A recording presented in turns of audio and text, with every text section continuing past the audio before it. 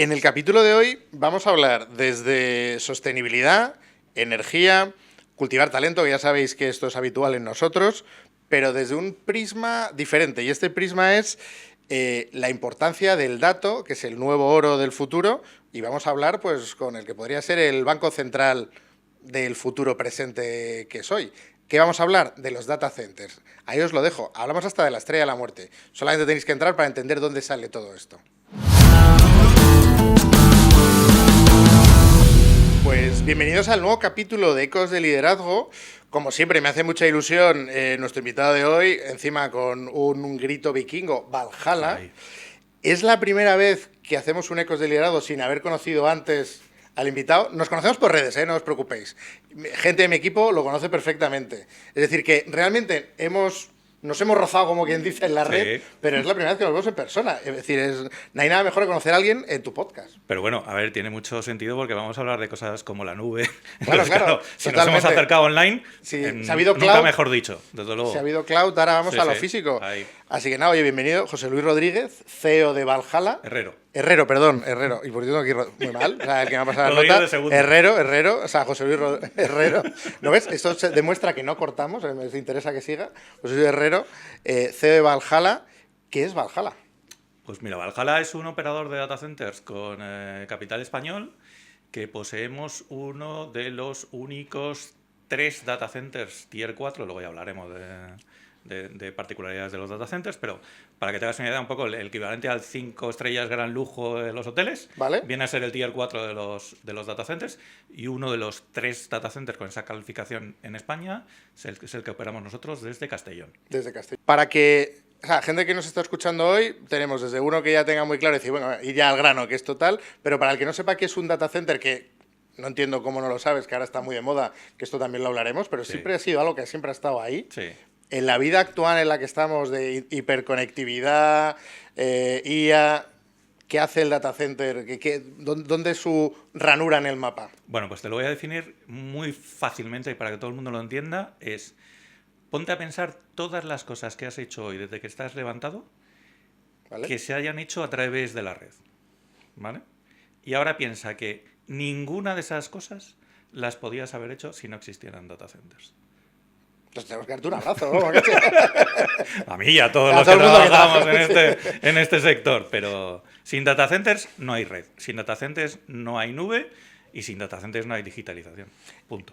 ¿De cuándo, o sea, baja la redundancia, de cuándo data el primer data center? O sea, más o menos. Sí, pues mira, el data center, el desarrollo de los data centers viene muy de la mano del desarrollo de Internet. ¿Vale? O sea, si estamos hablando de que el Internet pues empieza a florecer, digamos, en los años 90, pues a partir de los años 90 es cuando empiezan a generar los data centers, primero como pequeñas salas de servidores y luego ya como desarrollándose como infraestructuras mucho más robustas, porque la inmediatez se convierte ya en un must. O sea, claro, ya nadie se puede permitir que su red se le caiga, ¿vale? Claro. O sea, entonces operamos 24/7 y somos una infraestructura tan crítica como lo puede ser un hospital, un aeropuerto o una autopista. Claro. Para el que no le quede todavía claro, sería como el canal de Isabel II para tener agua. O sea... Sí, a ver, hay distintas analogías que hablamos nosotros en nuestro mundillo, ¿no? Cuando hacemos eventos, ¿no? Hay una corriente que dice que los datos son el petróleo del siglo XXI. A mí no me gusta tanto esa analogía porque es un poco sucia, nunca mejor dicho, ¿vale?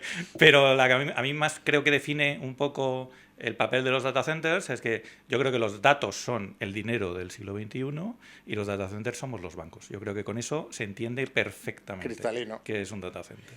¿Y qué es lo que ha hecho? Porque además, intencionadamente, por eso te preguntaba de cuándo, es decir, de siempre estabais ahí, y por qué ahora está tan en boga, o por lo menos para el gran público, porque probablemente para el mundo inversor esto siempre es un ciclo, ¿no? Sí. O sea, siempre el del terreno se entera más tarde, el B2B antes. Sí. Pero para el que ya está en el gran público, que empieza a ser ya algo como más común, ¿por qué se ha puesto tan de moda? Bueno, hay una serie de factores, ¿no? Pero para poner un poco en contexto de volúmenes de lo que estamos hablando, hasta hace 3 años, es decir, antes de ayer, como quien dice, el volumen total de la capacidad eléctrica de la suma de todos los data centers que había en España eran 81 megavatios. El data center más grande que había en España tenía una capacidad de 8 megavatios. Ahora estamos con un volumen cercano a los 300 megavatios. Nuestras previsiones desde la Asociación Española de Data Centers es de la más, digamos, conservadora. Estamos hablando de unas previsiones de en torno a 650 megavatios el año 2027 y las más optimistas hablan de entre 1 gigavatio y 2 gigavatios. Qué barbaridad. ¿Vale? Entonces, estamos en un boom absoluto. Esto tiene una serie de condicionantes, ¿no? Hasta hoy, luego hablaremos del mañana, ¿no? Pero hasta hoy, básicamente el driver fundamental de este desarrollo ha sido la adopción de la nube.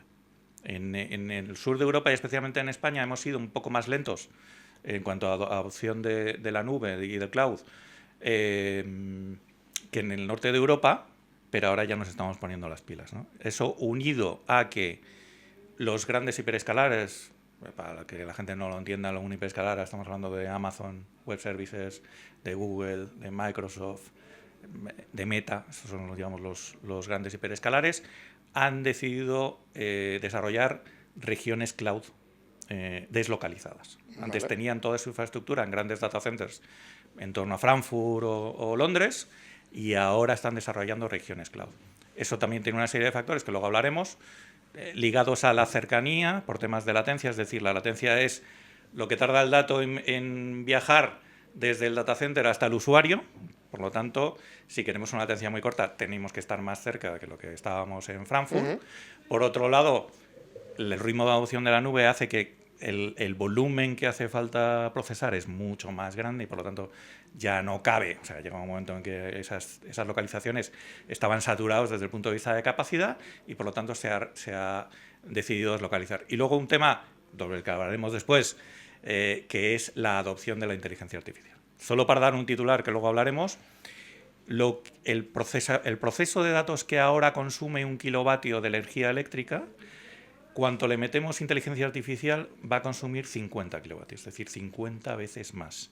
Si esto lo ponemos en el contexto de que los data centers a nivel mundial ya consumen el 2% de la energía eléctrica mundial, no quiere decir que vayamos a consumir el 100% de la energía, multiplicando por 50, porque luego ya hablaremos de todo lo que estamos haciendo para que esa adopción sea lo más sostenible posible y lo más eficiente posible. Pero la adopción de la IA va a necesitar muchísima más computación de lo que necesitamos ahora mismo y nos estamos preparando para ello. Claro, ahora vamos a la parte también que es muy importante, la sostenibilidad y de dónde sale esa energía. Pero ahora que decías esto y haciendo tu analogía de la fiebre del oro, pues en los últimos meses, pues leyendo los que están jugando la Big League, ¿no? Sí, que escuchas, oye, me acabo de comprar una central nuclear. O sea, claro, el que otra vez no entienda de qué va esto, dice, ¿por qué de repente esta gente que está aquí se compra una central? ¿Por qué ha pasado? Sí. O sea, es decir, esto lo puedes explicar mejor que yo, porque yo me quedo con el titular. Sí. Central nuclear, data center, o sea, ¿quién, por qué? Porque esto es público. O sea, tiene un sentido, ¿no? Sobre todo por este por 50 que me estás contando. A ver, tiene un sentido que lo vas a entender poniéndote otro ejemplo, ¿no? que es la Comunidad de Madrid, ¿vale? La red eléctrica de la Comunidad de Madrid soporta 3 gigavatios de potencia. Eso es lo que puede dar la red eléctrica de la Comunidad de Madrid, ¿vale? Pero hay peticiones ya de reserva de potencia para data centers que superan los 5,5. Vale. Entonces, es obvio, no hay que ser muy listo para saber que no todos esos se van a desarrollar y que, por supuesto, que no todos esos se van a poder localizar en la Comunidad de Madrid. Tendremos que hacer un esfuerzo por ir localizando los data centers allí donde haya potencia disponible, o bien, lo que está pasando ya en Estados Unidos, tendremos que empezar, y ese es un movimiento muy interesante, en el sentido de que el sector del data center se va acercando cada vez más al sector de generación eléctrica. Al ser un gran consumidor, de alguna manera nos acabaremos integrando con la generación eléctrica y tendremos grandes campus deslocalizados en localizaciones que sean idóneas desde el punto de vista de producción de energía eléctrica, en la que tendremos grandes data centers y anexos, grandes plantas fotovoltaicas, grandes plantas eólicas, saltos de agua, y eso es muy interesante porque hemos ya visto diseños en el cual aprovechamos que tenemos una planta fotovoltaica que genera energía durante el día que alimenta el data center y además genera energía en exceso para alimentar unas bombas que hacen que desde un depósito inferior bombeamos agua a un depósito superior. de tal manera que por la noche, cuando las placas fotovoltaicas no producen nada, lo que haremos es soltar el agua del depósito superior al depósito inferior y generaremos la energía para alimentar el data center. Ese tipo de diseños ya están hechos, ¿vale? O están diseñados, no están en ejecución, pero vendrán. En otros sitios como en Estados Unidos, que tienen una legislación distinta a la que tenemos, por ejemplo, aquí en España, pues lo que ya ha aprobado Trump en cuanto entre digamos a la Office, es permitir que los grandes hiperescalares construyan sus propios mini reactores nucleares. Y es por eso. Básicamente nosotros somos un gran consumidor, somos un sector súper concienciado con las fuentes de energía. El 99% de los data centers tienen certificado que el origen de su energía son fuentes renovables. Yo es lo que te voy a preguntar, el compromiso con la sostenibilidad. Eso es muy importante, pero en Estados Unidos pues tienen otro tipo de legislación que les va a permitir pues, tener otras fuentes de energía, ¿no? Y eso es un mundo absolutamente flipante que tenemos por delante. Y ni hemos hablado de blockchain, que también, evidentemente, eso también debe estar impactando. Correcto. Y ahí yo te quería preguntar, que no tenía ninguna de estas preguntas, pero me venía en mente. Además, no pasa nada. No pasa nada. Bueno, ¿qué significa, antes de entrar ahí, ser miembro del consejo de Spain DC, que eres parte de... A ver, en Spain DC lo creamos hace 3 años, por lo que te digo, éramos un sector muy pequeño, lo creamos muy pocas personas. Intentamos reunir a los operadores que hay en España, más todos aquellos partners que llamamos nosotros, es decir, todas las industrias auxiliares del sector de los data centers. Empezamos 7 miembros y ayer tuve junta directiva, acabamos de aceptar otros 12 miembros y ya estamos por encima de 200. Entonces, ¿cuál es la misión de...? La misión de Spain DC son varias, ¿vale? En primer lugar, la obvia de cualquier asociación sectorial, que es ser la voz de la industria delante de los interlocutores institucionales, digamos, ¿vale? Porque al final va a ser un sector gran consumidor, pues cualquier regulación nos impacta de una manera muy, muy directa.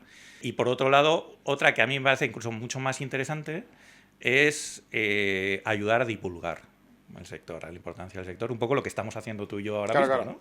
Que la gente entienda la importancia que tienen los data centers y cómo impactan en su vida, porque somos un gran desconocido y la gente no es consciente en su día a día cuánto nos utiliza, y nos utiliza constantemente. Y de cara, hilándolo con, claro, Spain, España, o sea, es un genio. DC, que nadie piense que es DC los contrarios a Marvel, o sea, Data Center, o sea, es un genio, ¿has visto? Sí. Muy, muy agudo. Pero yendo a España, siendo un país de fuente de energía a más sostenible e importante, ¿esto es una oportunidad para España? Es una oportunidad con matices, ¿vale? Es decir, que el mix... Por aquí cualquiera te hace la regla 3 simple. Sí, claro. Aquí hay mucha sol, placas solar, bueno, vamos a hinchar a Data Centers. Absolutamente, o sea, eso es una ventaja que tenemos, sin ningún tipo de duda. Nuestro mix de generación, cuanto más sostenible sea, más atractivo es, sin duda, pero tenemos un hándicap. Y el hándicap fundamental es que los data centers, como infraestructura crítica, tenemos que funcionar 24/7. Claro. Y las energías renovables, el problema que tienen es que no son 24/7. Tiene horario. Entonces, necesitamos desarrollar, y en eso también estamos muy empeñados y ayudando un poco a todas las industrias a que se desarrolle el almacenamiento de energía. Necesitamos que se desarrolle mucho el tema de las baterías para no vivir un poco con esa espada de Damocles, porque nosotros somos una infraestructura que no se nota, que la gente no conoce, salvo cuando se cae. O sea, cuando por ejemplo, se cae WhatsApp, la gente piensa... Suele ser una sobrecarga, ¿no?, en un data center. Cuando se cae WhatsApp, por ejemplo, ¿qué ha pasado? Es que algún data center ha petado. O sea, ¿Cómo salta el fusible? O sea, no es de programación, no es de que un tío loco haya metido un comando y tal. No. Es un visionario. Es que un data center se ha caído. Y un data center, como una infraestructura, tiene la posibilidad de caerse. Nosotros tenemos muchos elementos para evitar que eso se produzca, pero no tenemos la seguridad al 100%, ¿no? Y eso puede ocurrir en algún momento. Entonces, ahí es cuando la gente, bueno, se inunda en las redes. Si se cae el WhatsApp es un drama. No, por eso, y que estamos en modo divulgativo y algunos estarán preguntando, vale, y esto, que me expliquen, ese día que se cayó, ¿por qué ha pasado? ¿Qué pudo pasar? O si se... ya, no digo hipotéticamente, si encima ya tenemos el dato, pues mejor, y si no hipotéticamente. Pues mira, hay tres grandes focos de problemas en una infraestructura como un data center, ¿no? El primero es un problema eléctrico. Vale. Es decir, el data center, la mayoría, en nuestro caso, por ejemplo, al ser Tier 4, tenemos doble acometida eléctrica y tenemos dos ramas. Entonces, si se cae una, siempre tenemos la otra. ¿Vale? Entonces, tenemos todo en lo que llamamos nosotros 2N, que tenemos todo por duplicado y, por lo tanto, bueno, es más difícil que tengas dos problemas en dos sitios distintos a la vez. ¿Vale? Eso no quita que te pueda pasar. Pero hay otros data centers que no tienen ese nivel de redundancia y te puede ocurrir un problema eléctrico. A pesar de que puedas tener un problema en la red, nosotros también solemos tener nuestros propios sistemas de backup con generadores eléctricos por gasoil o por otro tipo de sustancias. Por lo tanto, tenemos, digamos, varios backups, ¿no? Pero puede ocurrir un problema eléctrico. Otro de los problemas que pueden ocurrir es un problema de sobrecalentamiento. Nosotros somos una infraestructura especial en el sentido de que la infraestructura tecnológica para operar necesita una temperatura. No se puede sobrecalentar. Por lo tanto, todos los elementos claves de un data center son nuestros sistemas de refrigeración. Que hay de distintos sistemas, puede ser por aire, puede ser por líquido, hay distintos sistemas que luego hablaremos. Puede ser el segundo foco. Y el tercer foco puede ser un tema de conectividad. Es decir, nosotros también tenemos todo redundado, incluso tenemos en nuestro propio data center, tenemos 3 caminos de fibras independientes, o sea que incluso si viene alguien a robar fibra, pues tendría que robar en 3 sitios distintos para que se nos cayera, pero puede haber un problema con el operador de Internet que se caiga, ¿vale? Por eso nosotros tenemos todo redundado, incluso triplicado, ¿no? Pero esos son los 3 grandes focos de problemas que pueden ocurrir en el data center. Ya te digo, normalmente no es un solo fallo, es una concatenación de fallos, pero esto es como tomar la ley de Murphy. A veces pues, los data centers cada uno son de su padre y de su madre, los niveles de mantenimiento son de su padre y de su madre, y por eso el tema de las certificaciones es importante saber dónde pones tus datos y qué nivel de certificación tiene el data center, porque estarán más seguros que en otros que no tienen ese mismo nivel. Claro, eso es lo que te iba a preguntar. Entonces, ¿el tierno que me mencionabas antes está muy vinculado o estrictamente vinculado? Estrictamente vinculado. O sea, está certificado por una agencia internacional independiente que se llama Uptime Institute y es la que nos da los distintos niveles. Y en nuestro caso, el Tier 4, que es el superior, indica que todo está absolutamente redundado, es decir, tiene que haber doble fallo para que haya alguna afectación al cliente. Fallos ocurren, o sea, claro. Eso tengo muy claro. O sea, yo cuando empecé en este negocio, quien me explicó por primera vez lo que era un data center y me lo enseñó, me dijo 2 cosas que le tengo grabadas a fuego. La primera, que es un negocio muy bonito, y es un negocio muy bonito, es apasionante. Yo que encima no tengo un backup técnico, me lo paso en grande, o sea, que aprendo todos los días, pero tiene la parte de que te pueden llamar a las 3 de la mañana. Y eso es así, o sea, pueden pasar cosas a las 3 de la mañana. Y normalmente, ya sabes cómo van estas cosas. Sí, pero a las 3 de la mañana, es la mejor hora. A las 3 de la mañana y un viernes. O sea, por supuesto. O sea, y si te pilla viajando, mejor. Efectivamente, o sea, esto pasa así. O sea, el martes a las 3 de la tarde no pasa nunca nada. ¿Vale? El dato está controlado. Correcto. Y hilando con lo que habías dejado ahí y lo has dejado bien enfocado, que sería la parte de la IA, sí. ¿Cuánto cambia? Que ya, bueno, que si el que no piensa que cambia un por 50 es que está chalado, pero hay algo más que haga que la IA cambie. Y además, claro, la IA generativa, o sea, estamos en la prehistoria de lo que será. Totalmente. Es decir, que entiendo que esto también va a ir... O sea, el por 50 nos va a parecer un juego de niños dentro de unos años. Sí, absolutamente. Entonces, ¿cómo se afronta eso cuando tú montas un negocio? Además, tu fondo sí es financiero. Sí. O sea, es decir, como financiero, el hacer tu business plan, ahora que estáis jugando al 2030, como estamos jugando casi todos, ¿cómo juegas tú al 2030 con estas variables? O sea... Bueno, a ver, en nuestro sector tenemos una gran ventaja y es que somos un sector muy atractivo para la inversión, ¿vale? En el sentido de que aunamos 2 parámetros críticos para las inversiones ahora mismo. Por un lado, el carácter de digitalización que tenemos, ¿vale?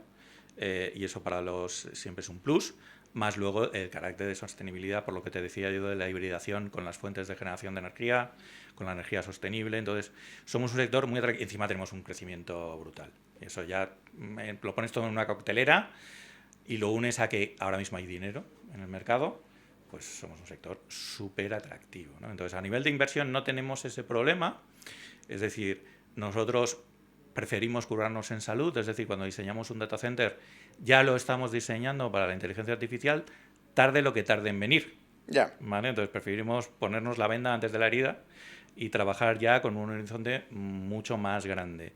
los data centers, como te digo, hasta hace 3 años eran los mismos que hace 20. ¿Vale? Los parámetros eran los mismos. En un rack, para que la gente lo entienda, un armario en el que se ponen los servidores, pues la potencia media eran como 2,5 kilovatios en un armario entero. La IA estamos hablando de racks de 200 kilovatios. Qué barbaridad. Estamos hablando de multiplicar por 100. Eso tiene unas implicaciones brutales desde el momento en que te sientas delante de un papel a diseñar un data center. O sea, ya tienes, desde ese momento, tienes que tener en cuenta eso, porque todo el diseño del edificio pivota sobre eso, hasta la refrigeración. Ahora mismo el 95% de los data centers se refrigeran con aire, ¿vale? Lo que hacemos es o bien refrigerar toda la sala y encapsulamos el aire caliente que sueltan los servidores, o bien hacemos lo contrario, encapsulamos lo que nosotros llamamos el pasillo frío, ahí es donde enchufamos el aire y disipamos el aire caliente que producen los servidores a toda la sala, ¿vale? Esas son las dos corrientes, digamos, de refrigeración. Pero con un rack de 200 kilovatios eso no es viable. Claro. ¿Vale? Por lo tanto, nos pasamos ya a sistemas de refrigeración líquida. Que no quiere decir que eso también existe. Coger el servidor y sumergirlo en un líquido, eso también existe, pero tiene una serie de condicionantes que lo hacen mucho más complejo. Lo que yo me estoy refiriendo es lo que nosotros llamamos liquid cooling, que lo que hace es llevar el agua refrigerada hasta el nivel del microprocesador. O sea, nos metemos dentro del servidor y por un tubito refrigeramos el procesador. Eso obviamente cambia completamente cómo son las salas. Dentro de unos años no tendrán nada que ver a cómo son ahora mismo, que es lo típico.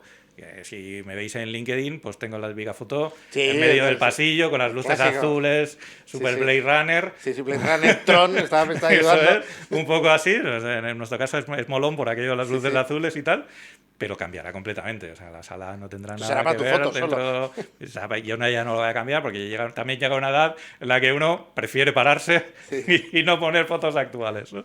Pero cambiará completamente. Entonces, ya estamos trabajando en eso, volviendo a tu pregunta.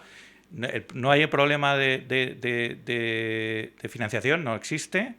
Existe un problema de cuántos proyectos de los que están anunciando se van a llevar a cabo, ¿vale? Porque al final de todo el proceso tiene que haber un cliente que llene el data center, ¿vale? Y eso hay que identificarlo y hay que dar con él. Y luego tenemos otro cuello de botella del que ya hablaremos también, que entiendo que tiene mucho que ver con los temas que tratas habitualmente en tu podcast, que es el tema de la escasez de talento. O sea, tenemos un problema muy grande de equipos gestores. Yo siempre digo, cuando alguien me pregunta, oye, ¿esto que han anunciado tú cómo lo ves? Y yo siempre hago la misma pregunta. ¿Han fichado a alguien? ¿Quién lo va a llevar? Entonces, claro, es que me alegra que me lo pongas ahí porque evidentemente he querido profundizar en el data center porque me parece muy interesante, pero nuestro podcast, que es Ecos de Liderazgo, nuestra compañía W Executive, que nos enfocamos a cultivar talento, en vuestro caso ya has dejado claro que es crítico el talento. Absoluto. Y dices, oye, el futuro del trabajo, aquí parece que hay futuro. Absoluto. O sea, vayamos, digamos, yo le haría 2 focos para que nos dé tiempo. Sí. Tanto el que esté ahora en su época universitaria y diga cómo me tengo que formar, qué tengo que hacer para entrar en el mundo del data center, y también preguntar, ¿la formación reglada directa a día de hoy cubre vuestras necesidades, sí o no?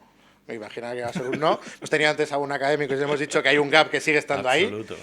Entonces, ¿cuáles son las vías de formación para esa gente que está ahora? Oye, pues yo quiero entrar en este sector. Y luego ya, si quieres, hablamos de ese perfil directivo, qué es lo que va a estar más demandado o qué es lo que os cuesta más o dónde os lo rifáis a día de hoy en el sector. Sí. Bueno, pues yendo por partes un poco, te hablaba antes de los pilares que tenemos en la asociación y se me ha olvidado el tercero, ¿no? que es el tema de la formación, ¿no? Nosotros detectamos y lo sufrimos día a día, es decir, un sector que estamos en completo boom, tenemos un problema muy grande de encontrar talento, ¿no? Para desarrollar todos estos proyectos que tenemos sobre la mesa. Y muchas veces tenemos que hacerlo in-house porque no somos capaces. Y lo que estamos trabajando mucho en la asociación es dotar a la parte académica de las herramientas necesarias para que esos estudiantes de hoy en día empiecen a conocer lo que es un data center, ¿vale? Claro. Entonces nosotros ponemos a disposición de todas las universidades masterclass que tenemos, y si entra la gente, cualquier universidad en spaindc.com, ahí verá cómo solicitar una masterclass, y cualquiera de nosotros de la asociación iremos a dar una masterclass para hacer esa intro a estos futuros profesionales sobre lo importante que es un data center y cómo pueden desarrollar su carrera profesional en un data center. ¿Cuáles son los perfiles tipos, perdona, que te Sí. encuentras en un data center? A ver, tenemos un poco ligados a los 3 focos de fallo que te he dicho antes. Entonces, Vale. nosotros necesitamos gente, ingenieros electromecánicos, sin ningún tipo de duda. Necesitamos técnicos de refrigeración, eso es absolutamente clave también. Y necesitamos técnicos de redes. Eso, digamos, 3 para el día a día del data center completamente. Luego hay, dependiendo de la naturaleza del data center, porque hay data centers que simplemente dan ese servicio a sus clientes y son esos clientes, porque luego hablaremos de la industria auxiliar, los que van a demandar otro tipo de perfiles, fundamentalmente desarrolladores de aplicaciones, especialistas en inteligencia artificial, en blockchain y en todas estas tecnologías. Todo eso nuestros clientes lo van a demandar y lo van a demandar, ya te digo, por 50. ¿Vale? Entonces, estamos hablando de cosas muy fuertes, ¿no? Y luego lo que nos falta también es gente que sea capaz de gestionar una infraestructura como esta y gestionar un negocio como este, que es muy particular, ¿vale? Yo tengo, como te he dicho antes, tengo la desventaja, entre comillas, de que no tengo un background técnico, pero sí que me permite aprenderlo y poderlo contar de una manera que no es para nada técnica, porque es la manera en que yo lo entiendo, pero sí que he descubierto que yo antes de entrar en el mundo cloud y en el mundo data center, desarrollé mi carrera profesional fundamentalmente en posiciones financieras, que esto es un negocio muy financiero. Claro. ¿Vale? Esto no deja de ser un real estate tecnológico. Por lo tanto, es un negocio a largo plazo, con unos yields, en fin, todo este tipo de cosas. Y luego la interacción con los fondos de inversión, que están muy presentes absolutamente. Toda mi experiencia, todo mi background financiero me ha servido Claro. que ni te imaginas, ¿no? Entonces, bueno, por eso te digo que es difícil, más allá de los puestos específicamente técnicos, ¿no? Yo siempre lo decía, yo hice hace muchos años un MBA en el Instituto de Empresa y yo se lo decía al que tenía sentado al lado mío, que encima fue el número 1 de la promoción, y aunaba las dos cosas que yo pensaba que era lo crítico para tener éxito. Y era una formación, un background técnico, en este caso era ingeniero industrial, y luego una mente abierta. Y él tenía las dos cosas, ¿no? Y sacó el número 1, luego creo que la tenía tan abierta que se dedicó al mundo de la investigación. Lo perdimos un poco para el mundo de la empresa, pero bueno, yo creo que esos son los 2 parámetros que, joder, a mí me encanta. Yo cuando hago promoción interna dentro de la empresa, más allá de la formación técnica, busco esa capacidad de abertura de mente en el profesional. Es decir, esa capacidad de decir, oye, no hay verdades absolutas, podemos intentarlo todo, ¿no? ¿Cómo lo haces? Es decir, ¿cómo tienes tus, o más que indicadores, qué alertas o qué proceso para detectar a esa persona, para ver, o sea, porque al final cada uno tiene, y esto es muy self-made, ¿no? De cómo detectas tú a tu siguiente primera línea, ¿no? ¿Cuáles son tus claves? Si se pueden contar. Sí, a ver, yo primero tengo la ventaja de que este es un sector que no, en cuanto a los operadores de data center, no somos intensivos en inversión, pero no en personal. Claro. ¿Vale? Somos empresas que no somos de 500 empleados, ¿vale? Entonces nos permite tener una... ¿Qué dimensión tiene, por ejemplo, un Tier 4 como vosotros? Pues 20, 30 empleados, ¿vale? Entonces eso permite tener una interlocución absolutamente en directo. Cuando digo en directo, digo en el directo del siglo XXI, ¿vale? No digo estar ahí atado a la pata de la silla. Nosotros teletrabajamos, ¿vale? Nosotros tenemos siempre un 24/7 que tiene presencia en el data center y gente de guardia para cualquier tipo de eventualidad. Pero el resto teletrabajamos 100%. ¿Vale? Yeah. Y eso no indica que no estemos... Yo creo que nunca he estado más cercano a mi gente de lo que he estado en Valhalla, con gran diferencia. Entonces, derribamos todas las barreras. O sea, aquí yo soy José Luis, yo no soy ni CEO ni tal, ni bueno, soy José Luis. Entonces, interactúo con todos y cualquiera me puede plantear cualquier cosa. Y me puede llevar la contraria siempre. Entonces, yo ahí detecto la inquietud de alguien. Claro. O sea, el que simplemente ejecuta, bueno, pues de vez en cuando le pincho a ver si sangra. Claro. Y lo que hace es que es una persona retraída o precavida, ¿vale? Pero si simplemente ejecuta, pues ya sé qué perfiles, bueno, que es muy legítimo cobrar tu nómina, pero hay mayor vinculación. Efectivamente, pero si tengo yo que ver a alguien que pueda asumir otro tipo de funciones, esto es como un equipo de fútbol, ¿no? Yo siempre lo digo, ¿no? Entonces, el hecho de que tu demarcación sea defensa central no quiere decir que si ves un hueco en el centro del campo no vayas para arriba y dispares. O sea, y es así. Sí. O sea, entonces yo prefiero yo como siempre digo, mejor pedir perdón que pedir permiso. Entonces yo creo que la gente que se atreva dentro de un orden. ¿Vale? Pero yo incentivo un poco eso, es lo que ahora se llama un poco de pensamiento disruptivo, ¿no? Y luego hay una cosa que es muy friki, ¿vale? Y que yo aprendí de cuando empecé a trabajar con este tipo de perfiles, y que me sirve a mí para testar un poco la mentalidad de cada uno, y es si les gusta o no les gusta la ciencia ficción. Eso puede parecer un poco, nunca mejor dicho, de marcianos, ¿no? Pero tiene su razón de ser, ¿no? Yo, los primeros meses de trabajar en la compañía anterior en la que trabajaba, que era muy de perfiles, pues notaba esa distancia, ¿no? Entre una persona absolutamente organizada mentalmente como un financiero, como yo, y una persona pues técnica, y entonces hablábamos idiomas absolutamente distintos, ¿no? Y el día que rompí la barrera fue un día que me dijeron, porque ellos tenían una oficina en Logroño, yo estaba en Logroño en aquel entonces, y estrenaban una película de Star Wars, de eso que los estrenaban a las 12:05 de la noche, porque a nivel mundial era cuando se podía estrenar. Y allí que me fui con mi espada láser a ver la película de Star Wars, porque me gusta, o sea, pues yo también me gusta mucho la ciencia ficción, ¿no? Y ahí conecté con ellos.